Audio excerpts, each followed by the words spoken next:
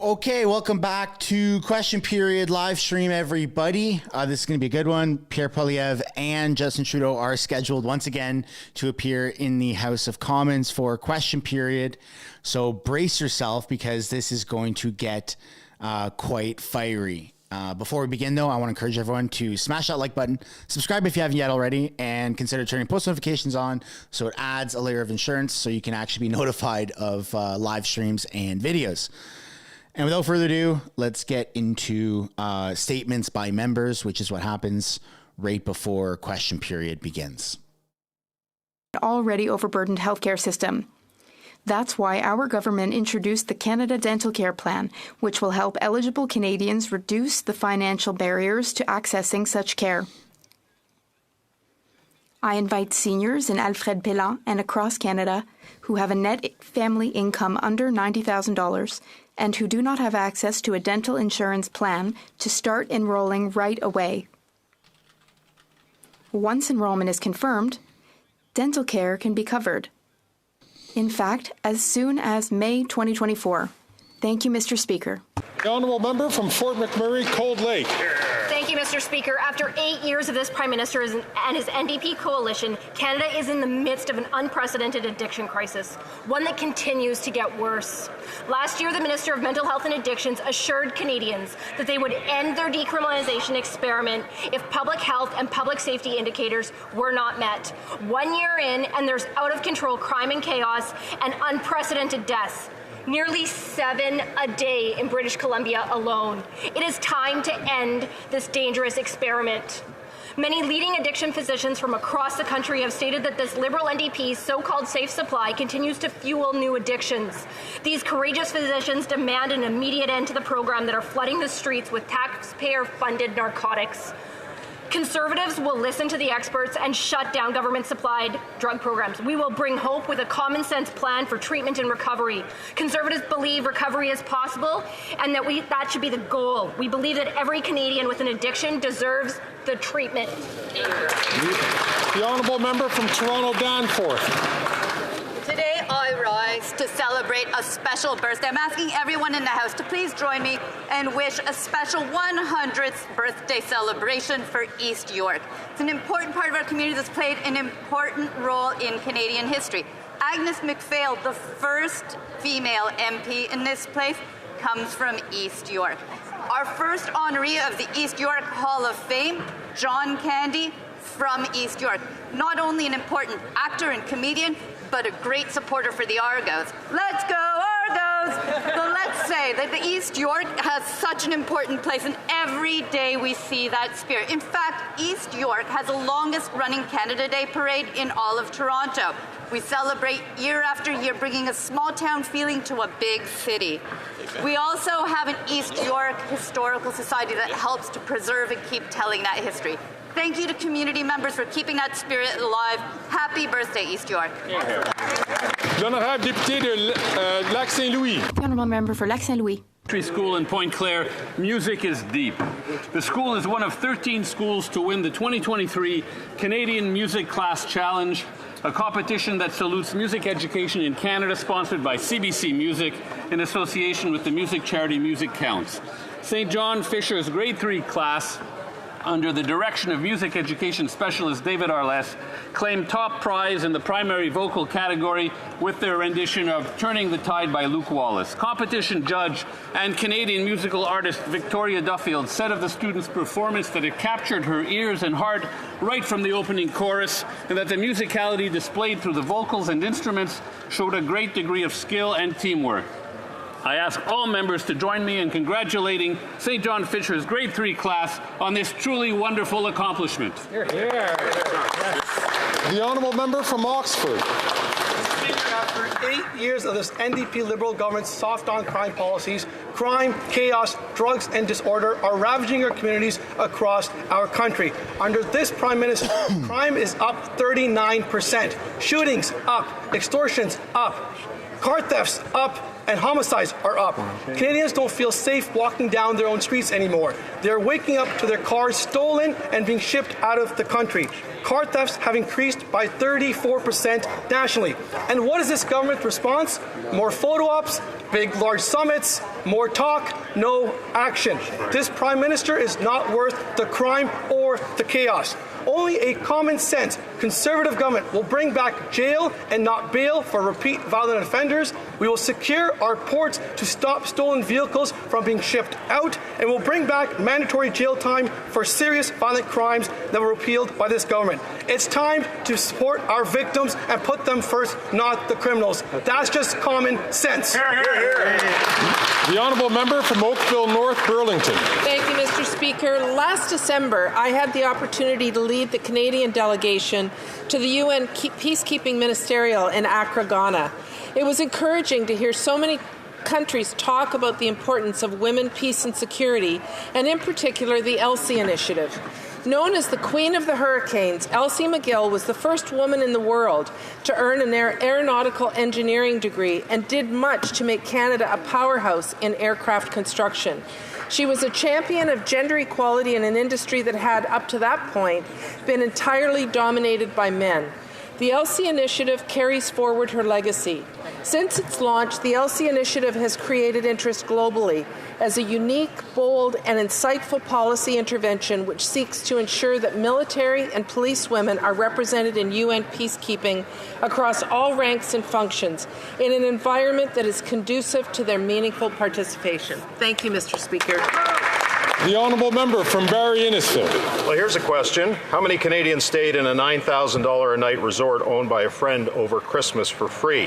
The answer is very likely none, but there was one, and that was the Prime Minister. At a time when 2 million Canadians are using food banks, the carbon tax is punishing families and businesses, housing is unaffordable for young Canadians, while those in their houses can barely afford them as mortgages become due for renewal, and seniors can't afford groceries and are not eating nutritiously because of this NDP Liberal government, the Prime Minister didn't for a second think, gee, maybe an $87,000 free vacation to a luxury resort isn't a good look right now, but he clearly didn't care. And what about the 100 tons of greenhouse gas emissions put into the atmosphere from not one but two of the private jets he needed for the trip? And you can understand why Canadians are upset about his lack of judgment and his hypocrisy. It's clear to everyone that after 8 years of this Prime Minister that he's not worth the cost. Canadians see that everything is about him, and that while we live in his world, the rest of us are just squirrels looking for nuts that not many can afford anymore. The honourable member from Battleford Lloydminster. Thank you, Mr. Speaker. Canadians across this country are paying a high price for this NDP Liberal government's tax and spend agenda. After 8 years of this carbon tax obsessed Prime Minister, Canadian families are struggling to put food on the table, gas in their tanks, and to keep a warm roof overhead. And yet the Prime Minister only wants to punish them more. His April 1st carbon tax is only going to make things worse for the 2 million Canadians that are already. And it's not a joke, eh? What a horrible April Fools. C-234 is a common sense piece of legislation that would remove the carbon tax on farm operations to help lower our grocery prices. Let's try and get to like 200 likes, everyone. Smash that like button if you haven't yet already. On quadrupling the carbon tax on farmers and on Canadians. Mr. Speaker, it's more clear than ever that this Prime Minister is simply not worth the cost. The honourable member from Winnipeg South Centre. Mr. Speaker, this past weekend marked the 108th anniversary of a historic milestone in our nation's journey towards equality. It was on January 28, 1916, that my home province of Manitoba blazed a trail by granting women the right to vote, the first province in Canada to do so. This decision was the result of years' worth of brave and courageous actions by women across Canada, marking a turning point for our country, fostering inclusivity and shaping a more representative democracy. Their efforts deserve our recognition and gratitude. As we celebrate this anniversary, let us be proud of the progress made, acknowledge the depth of work yet to be achieved, and commit to continue advancing gender equality in all spheres of across Canada, marking a turning point for our country, fostering inclusivity and shaping a more representative democracy. Their efforts deserve our recognition and gratitude. As we celebrate this anniversary, let us be proud of the progress made, acknowledge the depth yet to be achieved, and commit to continue advancing gender equality in all spheres of Canadian life. Thank you, Mr. Speaker. If I could just ask members to please, if they can keep their conversation so that the Speaker can hear the members who are making these important statements. The Honourable Member from Courtenay, Alberni. Mr. Speaker, the Nuu-chah-nulth people have suffered enormous loss throughout their 200-year history of colonization, not the least of which has been the devastating loss of language and culture. Today, Nuu-chah-nulth elders, educators and learners are making tremendous progress towards revitalizing their Indigenous language, in spite of the uncertainty of federal funding from one year to the next. Now their language program funding may be cut by up to 57% due to a newly proposed federal heritage funding formula. The formula fails to recognize that British Columbia has the highest concentration of Indigenous language and cultural diversity of any province or territory in the country, with 35 distinct languages and more than 90 dialects. As BC's First Peoples Cultural Council reminds us, the revitalization of languages, arts and cultural heritage is an essential step in recognizing the rights of and finding reconciliation with Indigenous peoples. Language revitalization is essential to reconciliation, along with fair, predictable, sustained and long-term funding.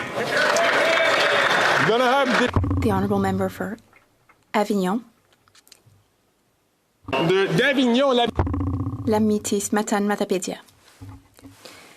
On the evening of September 21st, 2018, off the coast of Bas-Saint-Laurent, a 22-foot sailboat ran violently aground on a reef, leaving its two sailors clinging to the mast, fearing the worst. Despite the extreme weather conditions, 100-kilometer-an-hour wind gusts, and wild weather, the Canadian Coast Guard auxiliary volunteers from my region took to the sea with one goal in mind: to save lives. Thanks to Ted Savage and his crew, the worst was avoided. More than 5 years after the events, the men who risked their lives to save the lives of others have never received any recognition whatsoever. These people work on a volunteer basis with very limited resources. They deserve all the honors in the world for the acts of bravery they perform every day. On behalf of the people of Avignon, La Métis, Matan, Matapédia, I would like to officially thank Jonathan Brunet, Philippe Charbonneau, François-Xavier Bérubé-Dufort, and Ted Savage. Thank you. The Honourable Member from Chilliwack Hope. Canadians will face a choice in the next election. One choice will be the out-of-touch NDP Liberal coalition, a costly coalition whose ever-increasing carbon tax is pushing grocery and gas prices higher and higher. A costly coalition that has doubled the cost of housing. A costly coalition that has increased violent crime by 40% and whose taxpayer-funded dangerous drugs have destroyed thousands of lives. Or Canadians can choose the common-sense Conservative plan to axe the tax on gas, heat and grocery bills, a common-sense plan to build more homes instead of more bureaucracy, a common-sense plan he's on a rampage. and cut waste to bring down Liberal inflation and interest rates, a common-sense plan to make our streets safer by bringing treatment, not taxpayer-funded drugs, and bringing in jail and not bail for... Oh, what happened to the feed? Must be India. Member from Surrey Centre. Surrey Newton. Mr. Speaker, I rise today to pay tribute. Let's try and get over 200 likes, folks. Mr. Ajit Singh Bad. If you're watching and you haven't smashed that button yet, take the time to hit it. For a second time, I would like to ask all members to please have conversations very quietly. That way, I will be able to hear this member who is speaking right near me. The top. Mr. Speaker, I rise today to pay tribute to a community leader, Mr. Ajit Singh Bad, who passed away on January 13th at the age of 87. Mr. Ajit Singh Bad immigrated to Canada in 1969, and for over half a century, he made several impactful community contributions. He was a founding member of the first Canadian Sikh Panth magazine, Sikh Samachar, and was the first individual to own and operate a Punjabi language radio station outside of India. Pioneer Ajit Singh Bad deeply believed in the power of community in creating meaningful and positive change. I offer my sincere and deepest condolences to the entire Bad family. Although Mr. Ajit Singh Bad will be deeply missed, his legacy will continue to inspire for generations to come. Oral questions. Oral questions. Questions orales. Honorable Leader of the Opposition. Mr. Speaker, after 8 years, the Prime Minister has said that he had no choice but to double the national debt, increase inflation and interest rates because all spending was absolutely necessary. Yet we've learned today that among the $54 million spent on the ArriveCAN application, 76% of the consultants hired did no work at all. Will the Prime Minister get our money back and stop the waste? The Honourable Deputy Prime Minister and Minister of Finance. Thank you, Mr. Speaker. Mr. Speaker, Canadians understand very, very well that when the Conservatives talk about spending, what they want to do is make cuts. They want to cut dental care for Canadians. They want to cut child care services. They want to cut investments in the green economy. That is the reality of Conservative politics, which is so dangerous for Canada. The Honourable Leader of the Opposition. We will cut the $54 million spent on the ArriveCAN app, which is an example of corruption and scandal from the Liberals. In addition, there's the carbon tax on farmers. I said the other day that the Leader of the Bloc supports 100% of the economic policies of the Liberals. Spending, taxes, higher inflation, higher interest rates, and he flipped out. But the Bloc leader said he will do an about-face and will vote to keep the carbon tax on farmers' barns. How much will it cost farmers and those who buy food? The Honourable Deputy Prime Minister and Minister of Finance. Mr. Speaker, obviously, as an Anglophone, a member for Ontario, I can't speak for the Bloc. But I know that Quebec, the nation of Quebec, understands the importance of the environment, understands the importance of industrial investments in the green economy. We are proud to do so. We are proud to do it with the support of all of the members who understand the importance of this for Canada. The Honourable Leader of the Opposition. When the Prime Minister doubled the debt, drove inflation and interest rates to their highest levels in a generation, he said he had no choice. Every penny he spent was necessary. Along comes ArriveCAN, a $54 million app we didn't need, didn't work, and could have been done for $200,000 or $300,000. Now we learn, based on the Ombudsman's audit, that 76% of the contractors did absolutely no work for the money they received. Will the Prime Minister get taxpayers back this stolen money and stop the waste that is not worth the cost? The Honourable Deputy Prime Minister, Minister of Finance. Mr. Speaker, Canadians have learned through bitter experience that when Conservatives talk about the public finances, what they're really talking about is cutting the government support Canadians depend on. What they are talking about is cutting early learning and childcare, which is supporting labour force participation at record levels in Canada, and by the way, making life more affordable for Canadian families. They want to cut dental care, Mr. Speaker. They want to cut essential investments in our green future. Indeed.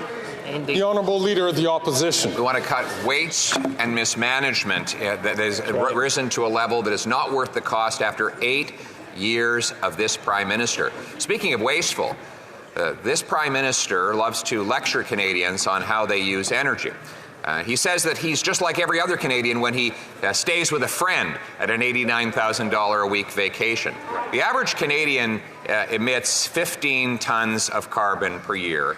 His trip emitted 100 tons of carbon. Wow. Did he pay the full carbon tax on each ton he emitted for his luxurious vacation? That would be a lot of money. Deputy Prime Minister and Minister of Finance. Mr. Speaker, since we're asking questions of MPs, I have a why she can't answer? Leader of the Opposition. I'd like to know how much heating That's interesting. 19-room government mansion that he lives in costs. That would be interesting for Canadians to understand. And, you know, the good news for Canadians is we're helping them with the cost of heating with the carbon rebate. So I want to know, did his family cash their carbon rebate check? It's almost $1,000. The Honourable Leader of the Opposition. I can tell the member that I pay for my own vacations and that of my family. There you go. Drop W in the chat for Pierre. Canadians who pay for their own vacations are also paying too much for food. We have a bill, a common sense conservative bill, C-234. That would take the carbon tax off the farmers that feed us and the consumers that desperately need to put nutrition on their table. Will the Prime Minister stop blocking the bill, pass this law so that Canadians can afford food? Something's going on with my dog. I'll be right back, everyone. Prime Minister and Minister. Hold the fort down. You know, Mr. Speaker, people who live in glass houses really should not throw stones. And the Leader of the Opposition may be bragging about what he pays for, but I think Canadians should understand he doesn't pay any rent on that 19-room mansion that he lives in. In fact, he's been on the government payroll for more than 20 years, and he qualified for a full pension at 35, Mr. Speaker. And now he wants to take the rebates away from Ontario families. $1,000 a year, he wants to take that away. That was great. The honourable member for La Prairie. Yesterday, the Prime Minister said that immigration levels are based on our ability to welcome and integrate newcomers. Unfortunately, that is totally false. In 2022, his public service warned him that if he increased his immigration targets, he would worsen, among other things, the housing crisis. The Prime Minister did it anyway. Now he must correct his lack of judgment. On November 1st, the Prime Minister pledged to review his immigration targets starting in 2024 based on intake capacity after consulting Quebec. Will he keep his word? The Honourable Minister of Housing, Infrastructure and Communities.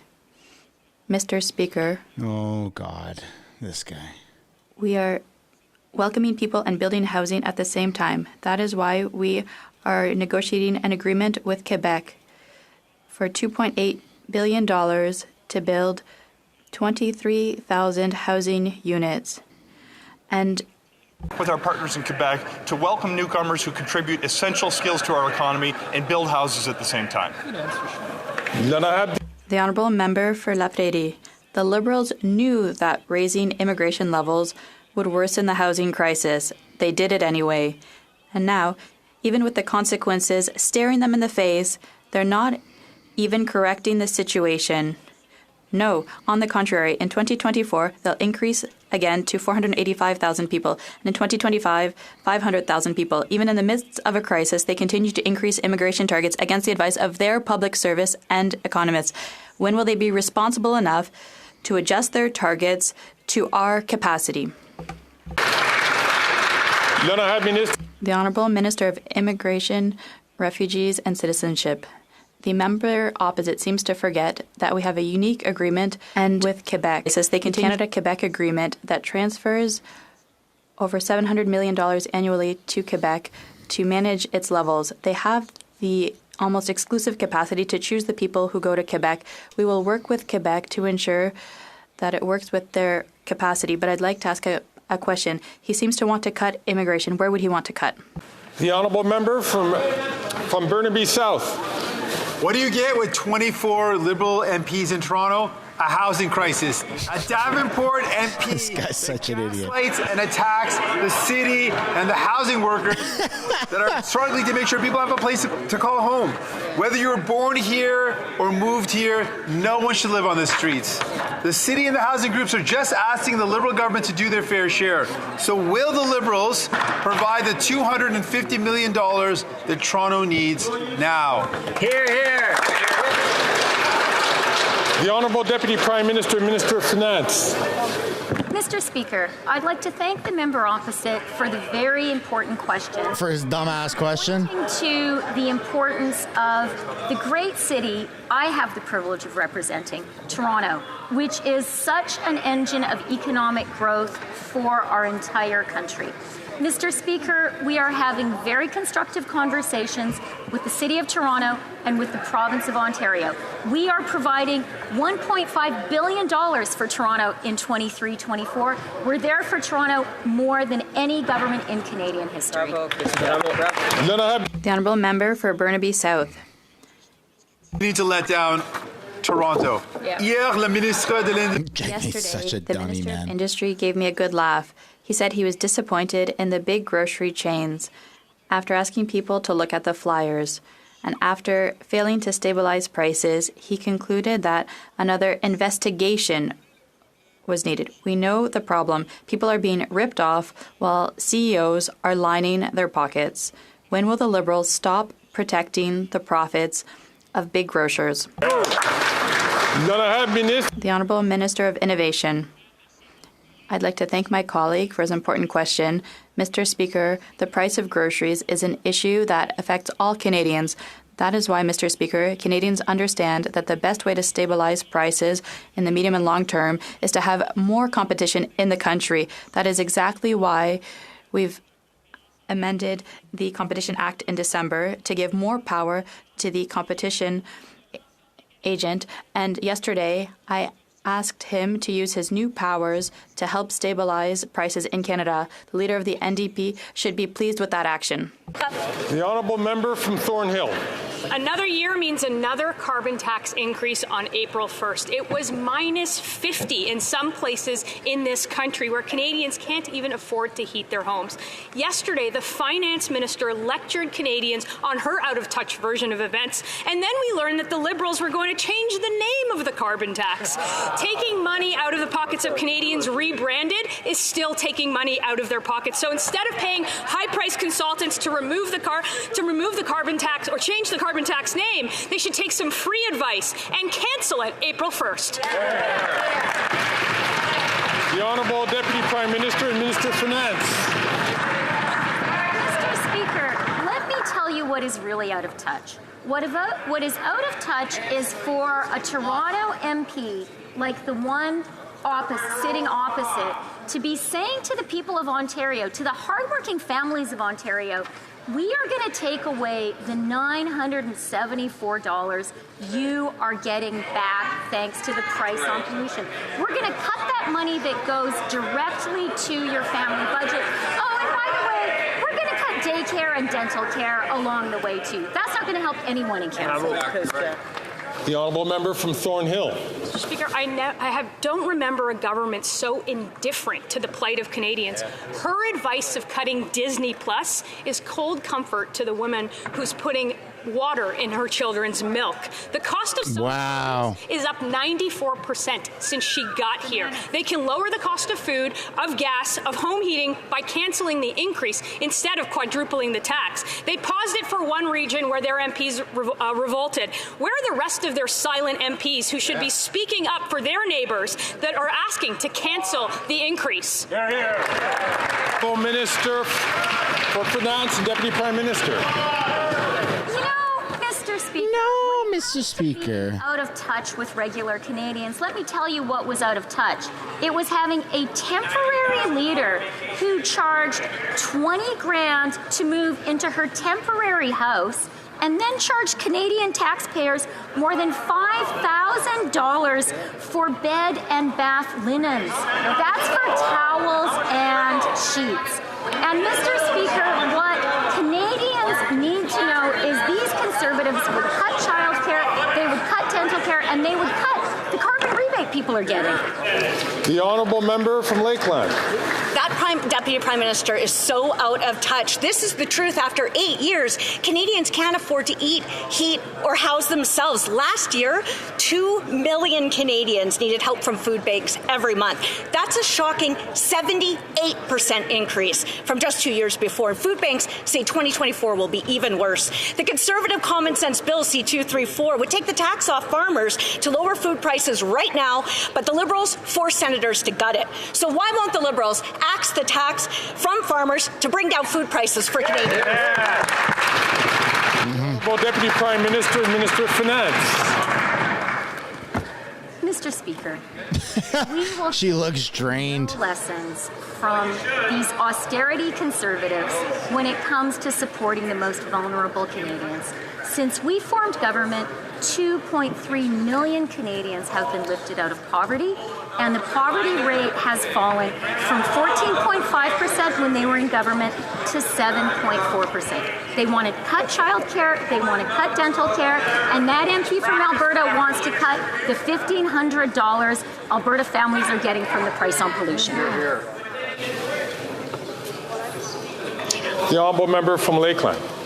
Well, listen, the Liberals' schemes, scams, and spin jobs don't help the millions of desperate, hungry Canadians struggling just to get by every single month. This is the fact. When you tax the farmer who produces the food, the trucker who ships the food, and then the cost of heating and cooling and storing the food, Canadians can't afford the food. But these out-of-touch carbon tax crusaders, they don't care. And they're going to quadruple it on April 1st. Conservatives will axe the tax for all for good. But why won't these Liberals just pass Bill C-234, reject the Senate amendments, tax the tax from farmers, and bring down food prices today?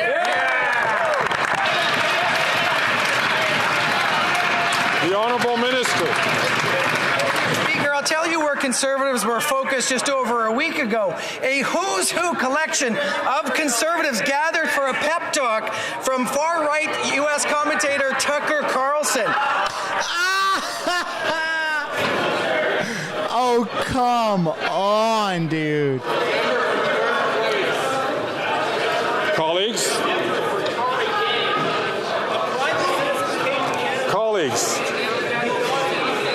They really don't like Tucker Carlson, eh? Smash that like button, folks. Let's try and get to 500 or 600 or more likes. And hear the answers. I know that that's insane. There was a member who had complained about the noise level, which made it difficult, especially for people who need to listen to translation. The Honourable Minister. Mr. Speaker, last week, a who's who of Conservatives gathered in Alberta for a lecture and a series with far-right commentator Tucker Carlson. And in that speech, one of them which focused and which had the Premier Danielle Smith attend, we heard attacks on homophobic jokes and traditional best hits of MAGA politicians. Mr. Speaker, a Conservative nomination candidate in my riding went on Twitter, had lots of fun on it. Here's the question. Will his leader stand with the candidate or call him out, or is he standing with Tucker Carlson? That is insane that they're talking about Tucker Carlson in the House. Wow. The Honourable Member from Lambton, Kent, Middlesex. Tucker bad. Tucker real bad. Years of this NDP Liberal government. Wild. I'll be right back, folks. Used to belong to the middle class are going hungry. The Prime Minister and his radical Environment Minister know that if it costs a farmer more to grow food, it's going to cost Canadians more to buy food. This Prime Minister is not worth the cost. Farmers, ranchers, and producers are asking for Bill C-234 to lower their costs. So will the Liberals finally reject the amendments from Bill C-234 from the Senate, remove the carbon tax completely, and lower the price of food for all Canadians? Hear, hear. The Honourable Minister for Agriculture and Agri-Food. Thank you very much, Mr. Speaker. I fully understand the importance of looking after the land, being a farmer, I fully understand, and taking steps to prepare the industry for the future. Mr. Speaker, that's why we invested as a government $1.5 billion to make sure our farmers and ranchers and processors are ready for the future. We are going to continue to make sure our farmers and ranchers remain on the cutting edge. Thank you, Mr. Speaker. The honourable member from Lambton, Kent, Middlesex. Mr. Speaker, the 2 million Canadians who rely on food banks deserve better than that cheap deflection. 1 in 5 Ontario households who struggle to put food on their tables deserve better. They need this government to stop inflating food prices. They need the Prime Minister to stand up to his radical Environment Minister and carve out the inflationary carbon tax for our farmers, producers, and ranchers. So will the Liberals finally do the right thing? Reject the Senate amendments to Bill C-234, remove the carbon tax for farmers, and lower the price of food for Canadians.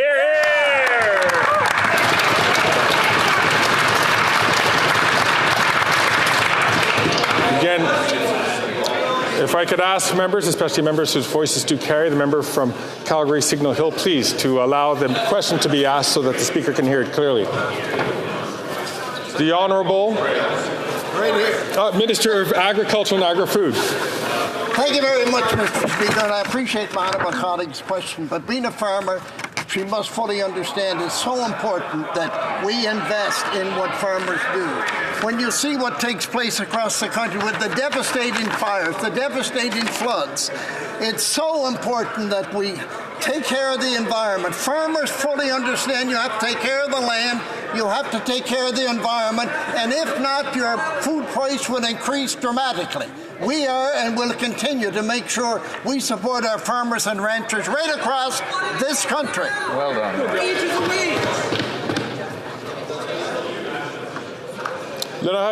The Honourable Member for Lac Saint-Jean. Since 2021, the federal government has been withholding the money it owes Quebec for receiving asylum seekers. It's been so long that the bill has reached $470 million. Yesterday, finally, Ottawa leaked to the papers that it would be announcing some good news today. It's 2:45 and still nothing. Yesterday, in his first answer in 2024, the minister talked about playing politics on the backs of immigrants. Do you know what playing politics at the expense of immigrants is? It is withholding for years the money needed to provide them with services. Where is the money? The Honourable Minister of Immigration, Refugees and Citizenship. Mr. Speaker, the member was here in the House. He didn't learn that in the news. I announced that there would be good news this week.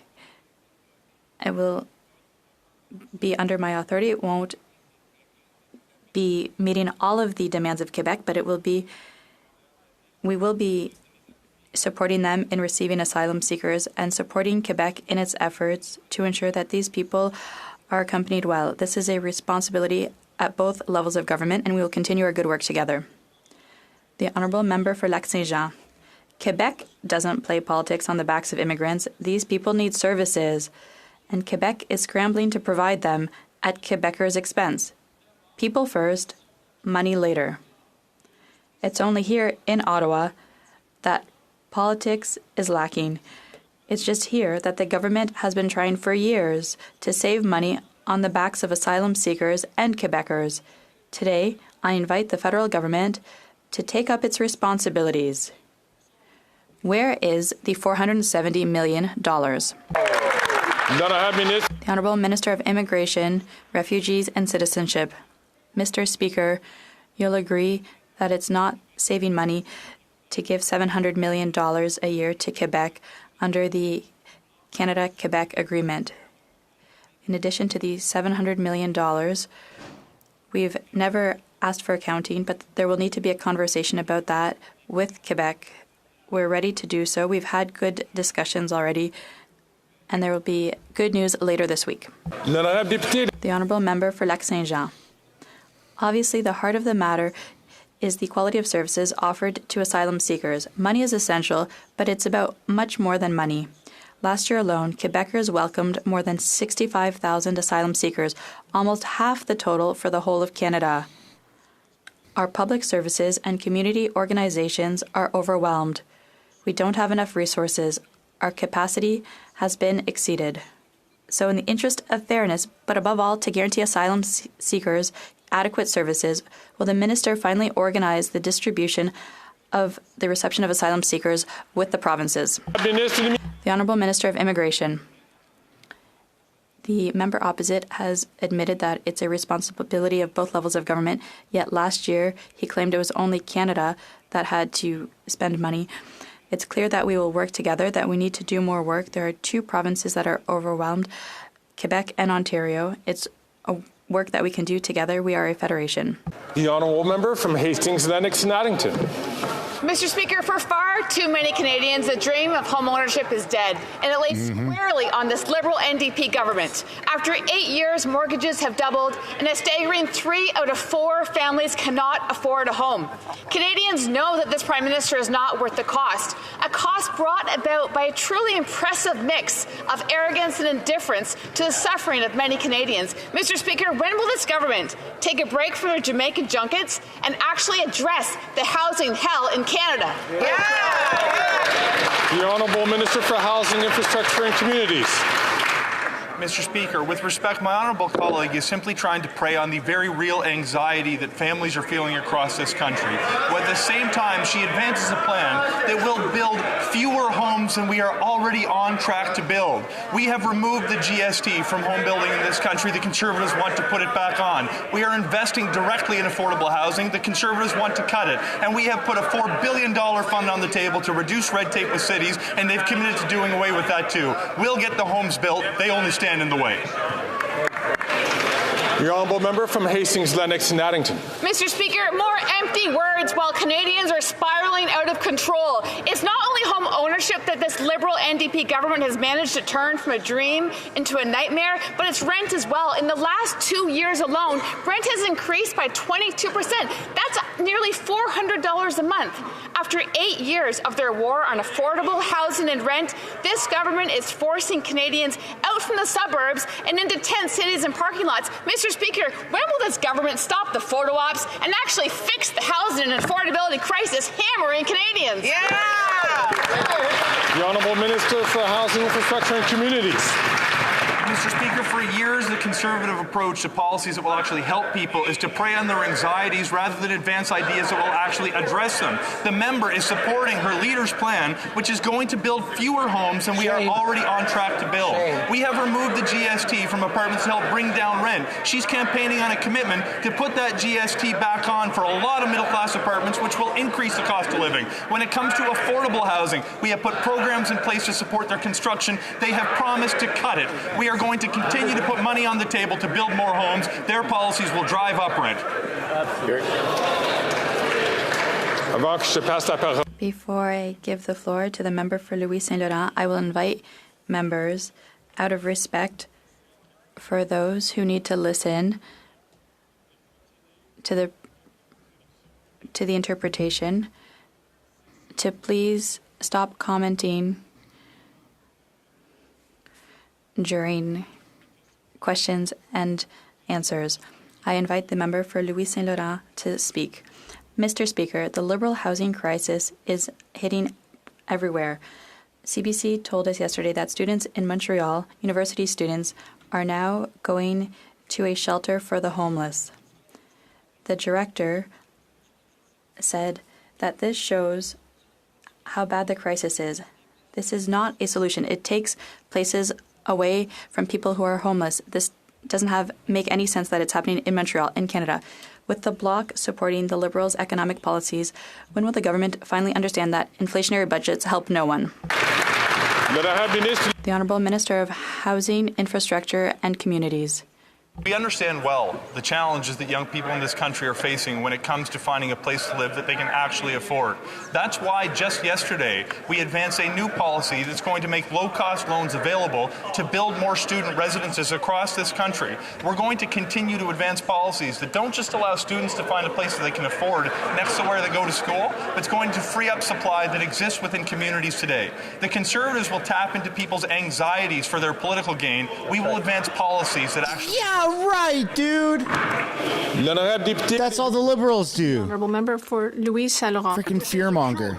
The reality of Canadians on a daily basis. Depuis 8 ans, Monsieur le Président. You never hear him talking English. For 8 years, this government has been making rents and homes twice as expensive. We need 3.5 million new homes, but we're not getting them. Millions of Canadians are going to food banks. This is shameful. When will this government act for all Canadians?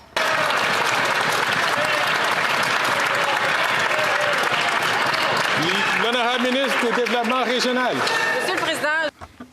Mr. Speaker, I see that my colleague is extremely passionate about this. But on this side of the House, this government since 2016 has brought in the first ever Canada housing strategy, which has put a roof over the heads of Canadians throughout the country. Instead of being in a party which likes to insult our mayors. Insulting the mayors in Quebec really means insulting all Quebecers, Mr. Speaker. From North Island, Powell River. Mr. Speaker, no one should miss a meal. But seniors in Canada can't afford sky-high grocery prices. While big grocery CEOs rack in record profits, seniors are making difficult decisions in the grocery store. It doesn't stop there. Loblaws even tried to cut discounts on nearly expired food. Wow. Corporate greed has no limit. And while the Liberals continue to let it happen, the Conservative opposition wants to let those big companies get even more of a payout. Why are the Liberals allowing CEOs to gouge Canadians? The Honourable Minister of Labour. Mr. Speaker, I would like to thank the Honourable Member for her question. We remain focused on the affordability needs of seniors. In fact, we're very proud on this side of the House that one of the first things that we did is make sure that the age for OAS was maintained at 65 years old, not 67. This was not a change that should have been made here in this House or a change that should have been made at the World Economic Forum, in which it was. In Davos, Switzerland, we instead are maintaining and increasing supports for seniors in this country. Thank you very much, Mr. Speaker. The Honourable Member from Hamilton Centre. When it comes to the over 25,000 Palestinians killed by Netanyahu's brutal bombardment, the Liberals have done nothing to uphold international law and protect innocent civilian lives. And when it comes to Islamophobia and anti-Palestinian hate crimes, the Liberals have failed to stop it here in Canada. The community feels so betrayed that yesterday, the National Council of Canadian Muslims canceled their meeting with the Prime Minister because they are tired of his broken lies. So, what will it take? Ooh. I don't think you're allowed to say that. That's why everyone's freaking out. Is an experienced parliamentarian. Mm-hmm. He knows very well that we cannot accuse honourable members of breaking lies. Lying. That is a covered under parliamentary privilege. To withdraw that comment. Mr. Speaker, I withdraw because they are tired of the broken promises. What will it take for this Liberal government to listen and start protecting Palestinian lives in Gaza and combat Islamophobia and anti-Palestinian hate here in Canada? The Honourable Minister for International Development. Give me an opportunity to talk about the announcement we made today precisely to deal with this issue. $40 million additional to deliver life-saving food, medicine, and other supplies to Palestinians through trusted international partners, including the World Health Organization. This guy's a robot, dude. UNICEF and many others. We've always centered our decisions around the protection of innocent civilians in Gaza, and through this allocation, we have upped our game to $100 million in humanitarian assistance to Palestinians. The Honourable Member from Scarborough Centre. Mr. Speaker, for the past few months, there has been a significant rise in hate impacting communities across the country. All of us have a role to play during these difficult times to bring Canadians together. Can the Minister of Diversity, Inclusion and Persons with Disabilities share some of the measures we have taken to support Canadians and encourage unity? Good job. The Honourable Minister. Mr. Speaker, during this difficult time for so many communities, we know that there is still more that unites us than divides us as Canadians. That's why, Mr. Speaker, I'm pleased to announce $3 million towards a Building Community Resiliency call to action. This funding seeks to support local initiatives that drive positive change by building bridges and connecting communities together. Mr. Speaker, when it comes to fighting discrimination and racism, let's learn about each other from one another. Our focus continues to be by working together to heal divides and protect communities from hate right here at home. Thank you, Mr. Speaker. L'honorable député de Portneuf-Jacques-Cartier. The Honourable Member for Portneuf-Jacques-Cartier. Mr. Speaker, this government has been in power for 8 years, and look how much it's harmed our country. This Liberal Prime Minister has plunged Canadians into the worst housing crisis in our history. We, the Conservative Party, have a plan to compensate towns that speed up new housing starts, like Saguenay, Trois-Rivières, and Victoriaville. What is the Prime Minister doing for desperate families who cannot pay the rent, or those who can't even find a home? L'honorable ministre des Transports. The Honourable Minister of Transport. Mr. Speaker, it must be very hard to be a Conservative member from Quebec. Before the holidays, they voted against Quebec several times, against farmers, against the Magdalen Islands, against the Saint-Tite Festival, and just now, their leader made it even worse by coming to Quebec and insulting people. So I'd invite them to leave the dark side and come to our side and work for all Quebecers. The Honourable Member for Portneuf, Jacques Cartier. Thank you. Once again, Mr. Speaker, this government is engaged in disinformation. The member for Gaspésie-les-Îles misled the House. She should rather pay attention to her own region. Gaspésie and the Magdalen Islands are suffering an unprecedented housing crisis. And that's not just according to me. It's also according to Ambroise Henry, the leader of the Gaspésie Magdalen Islands Collective Housing Resource Group. What is the minister doing? What is the member doing to help people in that region concretely?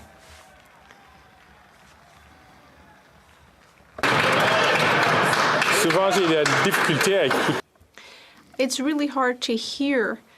It's really hard to hear members who are speaking up from various parts of the room.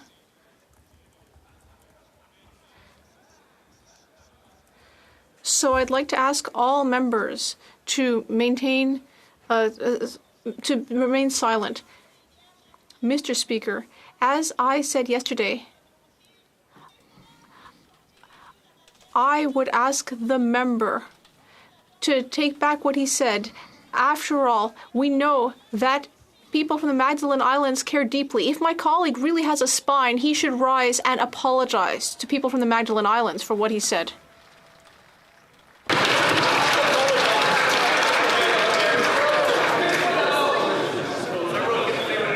Je vais juste inviter les députés savent très bien qu'on ne peut. Il n'y a pas de traduction? Est-ce qu'il y a? Is interpretation working?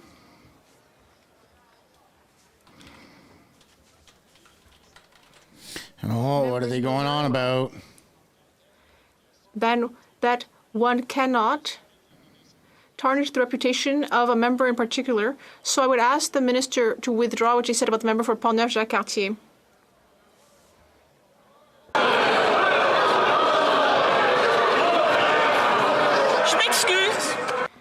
I apologize. Whoa! I'd like to thank the minister. From Dufferin Caledon. A Liberal apologizing? In this House, he's got a new program, a new announcement, the checks in the mail, all of these things.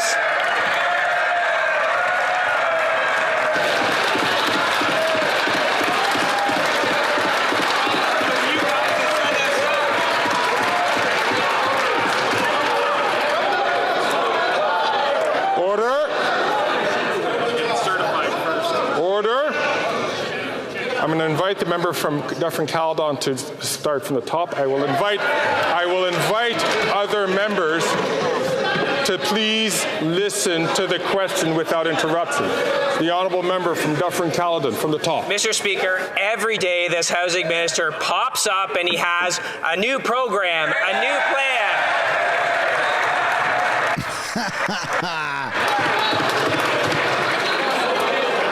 I'm going to invite the government House Leader and the Chief Whip to please, if they could ask their members to listen quietly to the question without interruption.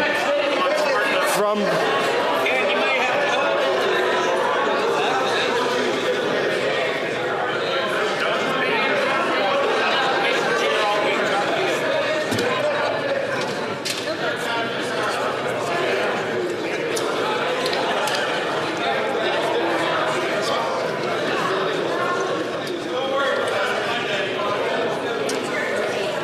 The honourable member from Dufferin-Caledon from the top, and I hope it will be the last time he will have to start his question again. Every day, this housing minister pops up and celebrates his new announcement, his new project, his new scheme. But the sad thing is, they don't actually build a single house. That's right. Meanwhile, in the real world, after 8 years of this NDP Liberal government, rents are skyrocketing. In fact, asking rent is now up 22%. Donna in Orangeville's rent is going up again, and she can't afford it. When will this minister realize these announcements are doing nothing, housing's a disaster, apologize to Donna and Canadians?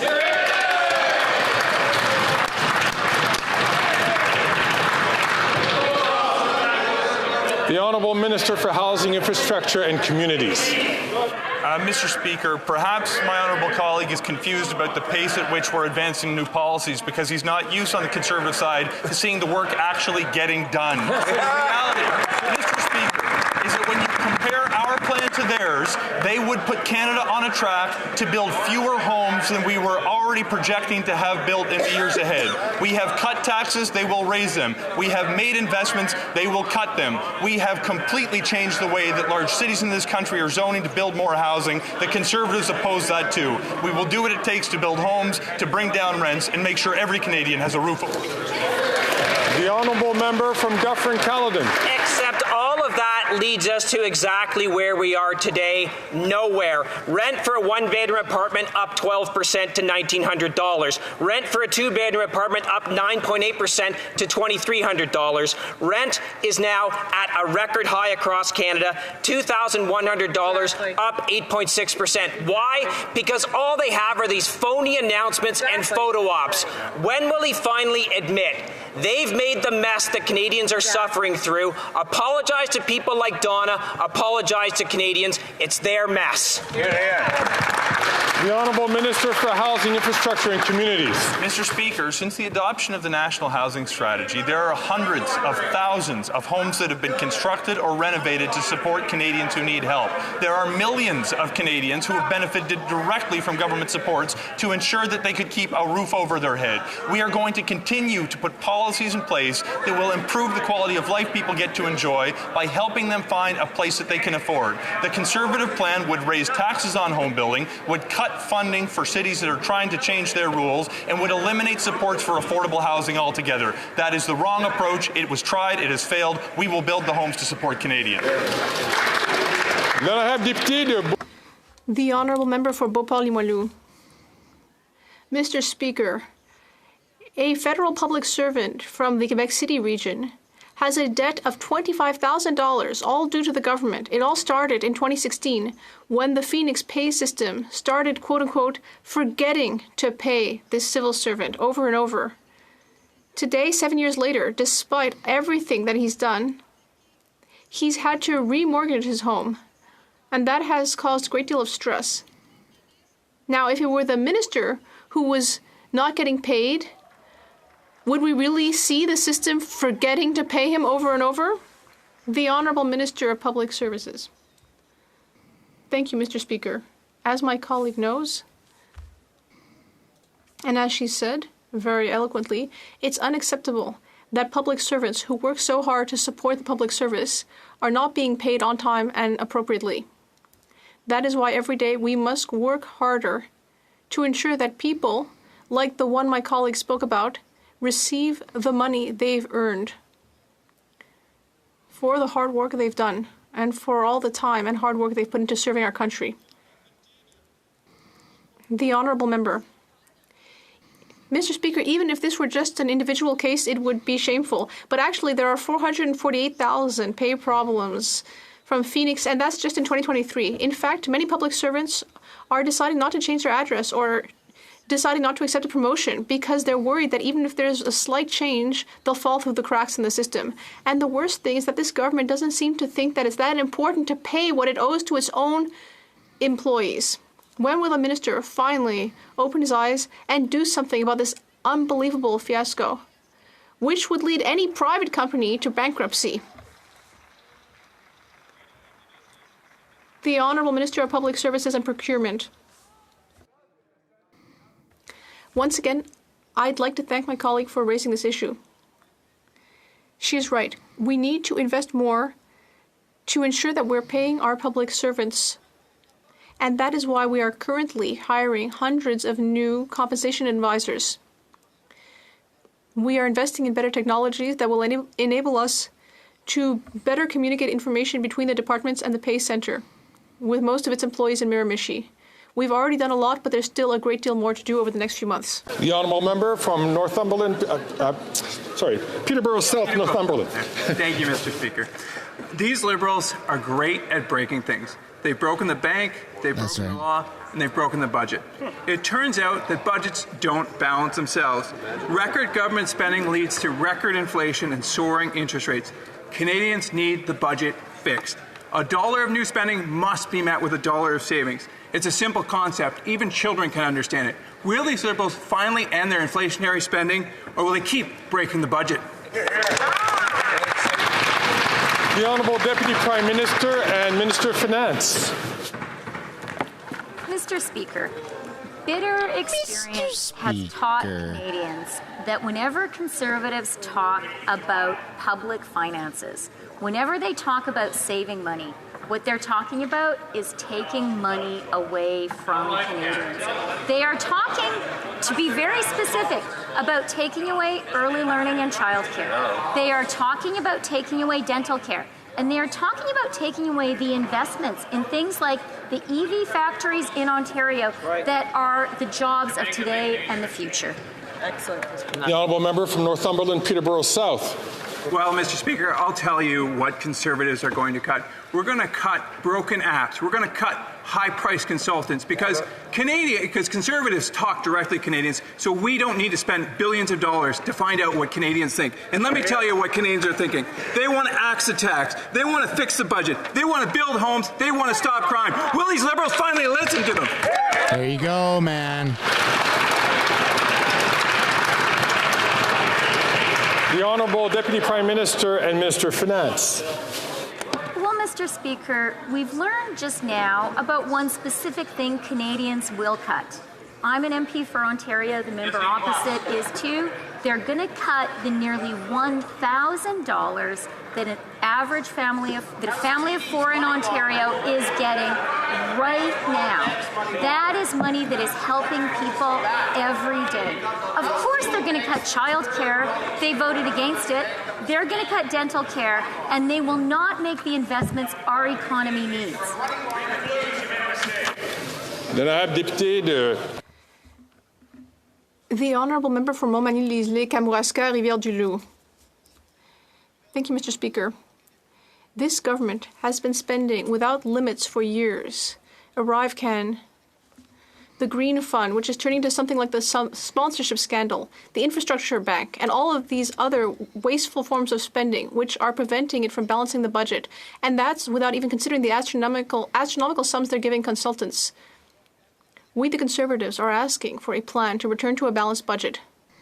Will this government listen to common sense and get back to a balanced budget in a predictable manner? Will it lay out a plan in its next budget? The Honourable Deputy Prime Minister and Minister of Finance. Mr. Speaker, I'm very pleased to hear a question about our government's investments from a Quebec MP, because that will enable me to speak about our investment in childcare. That was originally a Quebec initiative. We are very proud of helping Quebec with this important issue. And we're also very proud about the fact that we worked closely with the province and have made the biggest investment in the history of Quebec. The Honourable Member for Saint-Léonard, Saint-Michel. Mr. Speaker, our government cares about the East End of Montreal. It has been neglected for a long time and associated with refineries and heavy industry, but now we are going to make it into an economic and social hub. Can the Minister tell us how the federal government, with other levels of government, is participating in various efforts to revitalize the East End of Montreal, and how we are supporting businesses like Laboratoire MZL?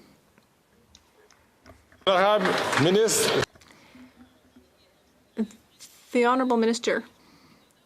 Mr. Speaker, when I ran in 2019, and with the support of the government, we committed to organizing the first ever East End of Montreal Summit. That was held last November. We brought together nearly 800 participants from all levels of government, and we announced $750 million in investment. We were supported by the local Chamber of Commerce. That's the biggest group that has ever come together for this issue. We are going to work with all of our partners to ensure that this neighborhood's potential is realized. Honourable member from Carleton Trail, Eagle Creek. After 8 years of this Liberal NDP government, Liberal insiders have never had it so good, and Canadians are paying a high price. Yesterday's Ombudsman report on ArriveCAN revealed that procurement policies were ignored over and over again. Companies were given preferential treatment, even though they lied in their bids to secure millions of dollars in contracts. More Liberal corruption and waste proving that this Prime Minister is not worth the cost. When will these Liberal ministers come clean with Canadians and tell them why they gave this work to their buddies? Right. The Honourable Parliamentary Secretary. Mr. Speaker, it's important to remember that the ArriveCAN app was built to help save lives during an extraordinary time. But with that being said, Mr. Speaker, we expect the procurement process to be followed. And Mr. Speaker, I have said time and time again in this House that any wrongdoing in the procurement process would face consequences. The CBSA has already begun this important work by calling in the police when necessary, by doing internal audits, and Mr. Speaker, we are committed to ensuring that the procurement processes are always followed. Big round of applause there. The Honourable Member from Calgary, Midnapore. After 8 years of this Liberal NDP government, scandal continues to follow them. With the ArriveCAN app, Liberals insisted there were no forged resumes. Fact, almost 40% of the resumes GC Strategy sent in were forged. Wow. Liberals insisted security was never compromised. Fact, almost 80% of all contracts did not follow security protocol.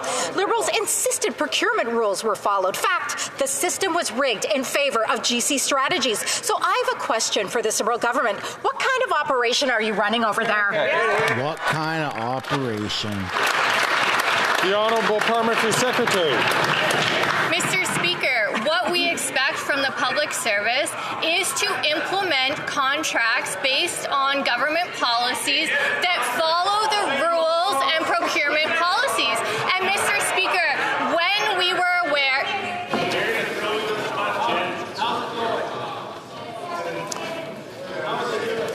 I'm going to ask colleagues to please have an opportunity so that I could hear the answer from the Honourable Member. The Honourable Parliamentary Secretary from the top, please.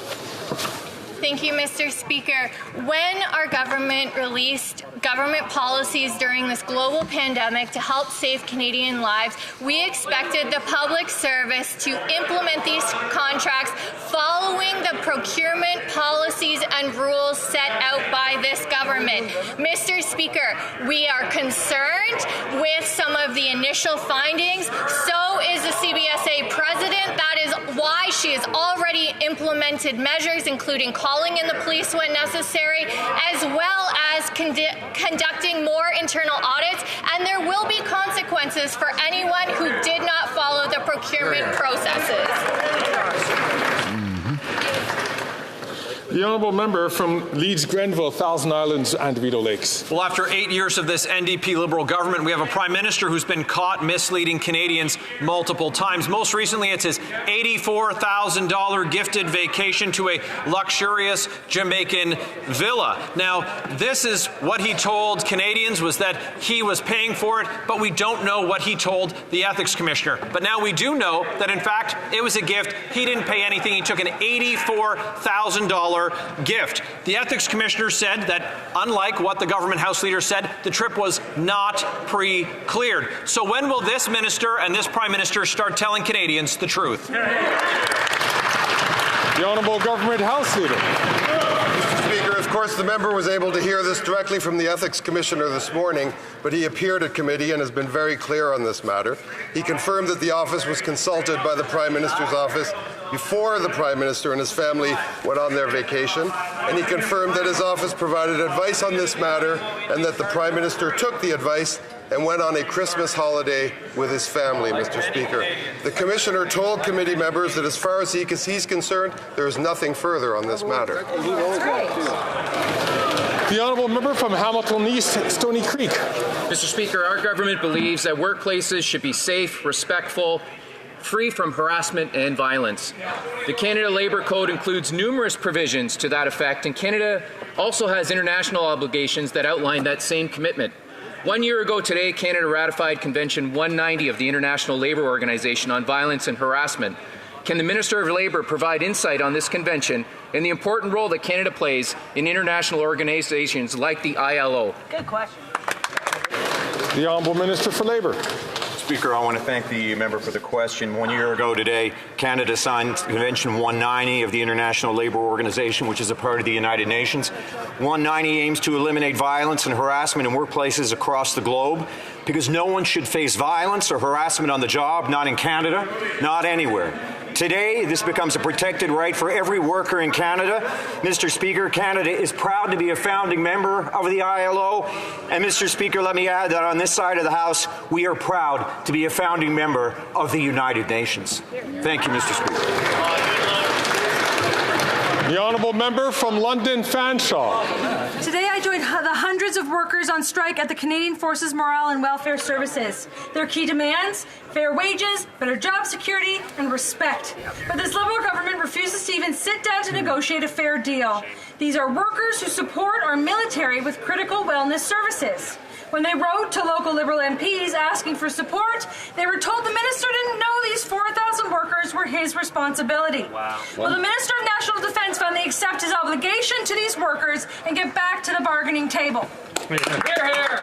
The Honourable Minister of Defence. Thank you very much. I'd like to thank the member opposite for this important question, because the services provided by those non-public employees are important to the Canadian Armed Forces, and those workers deserve a decent contract. Mr. Speaker, we support a resolution of this labour dispute at the table, and will continue to support both sides coming back to the table. That's the right place to find a solution. The Honourable Minister, the Honourable Member for Timmins James Bay. Another winter, another tragic fire in Treaty 9. Children at Ibamatong First Nation have no school because it burned in a fire and they had no fire service. Last winter, Peawanuck lost a beautiful 10-year-old child to a fire, and this government's response was, well, we'll buy you a truck, but we're not going to pay for the fire hall. How do you do fire safety at minus 45 without a fire hall? Will the minister stop nickel and diming the people of Treaty 9 and commit for all the communities properly funded fire halls, vehicles, and a new school for the children of Ibamatong, because every child deserves safety and a comfy school? Here, here. The Honourable Minister of Indigenous Services. Mr. Speaker, I think all Canadians were so sad to hear about the fire that destroyed the school in Abatong.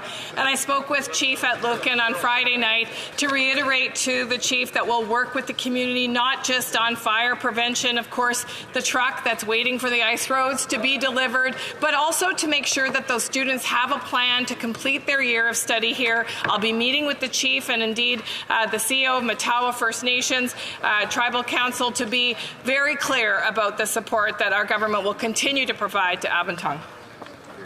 That's all the time we have for question period today. I believe the Honourable Member for Edmonton Strathcona. All right, we're going to stop it there so that we don't see any... did not see that coming in the viewing gallery. Thanks for watching, everyone. Don't forget to smash that like button, subscribe if you haven't yet. I know it was a little boring. Trudeau wasn't there. I totally thought he was supposed to be there. But we'll see you guys same time tomorrow. Bye for now.